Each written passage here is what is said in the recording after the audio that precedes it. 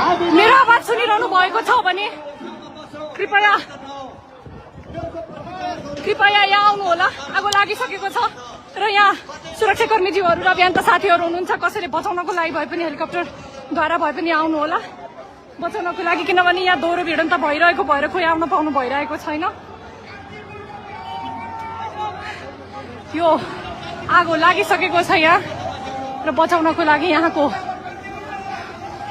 सुरक्षाकर्मी र यहाँ माथि सुरक्षाकर्मी र अभियन्ता साथीहरू आउनु भएको छ र हाम्रो आन्दोलनमा अरू पनि कोही विपक्षका मान्छेहरू आएर तडक भडक गरेर यो हल्ला मचाइरहनु भएको छ।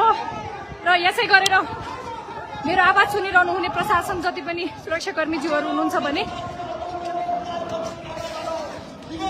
तुरुन्त यहाँ माथि आगो लागेको छ, हेलिकप्टरबाट हुन्छ कि जहाँबाट भए पनि आएर उद्धार गर्नको लागि म अपिल गर्दछु। धेरैजना यहाँ माथि भवनमा हुनुहुन्छ, असर ग्यास फाले हुनुहुन्छ। प्रहरीज्यूहरूलाई असर ग्यास नफाल्नको लागि म आह्वान गर्छु, किनकि उहाँले फालिसकेपछि यहाँ सबै तितर भयो।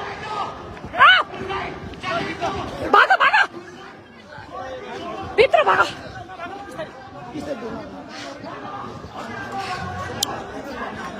असर ग्यास भित्र फालेको अवस्था छ।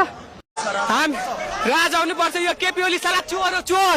जस्ट इक्जाम दिएर आएर त्यो हाम्रो गाडी आएन, त्यो भक्तपुरदेखि चलेर आइरहेको छु। यो के हो? यो देशको यो हो? देशको इक्जाम दिन पाउनु भयो कि इक्जाम कस्तो? यहाँबाट गौशालाबाट त्यो भक्तपुरसम्म चलेर गएको छु। के यही देशको त्यो हो?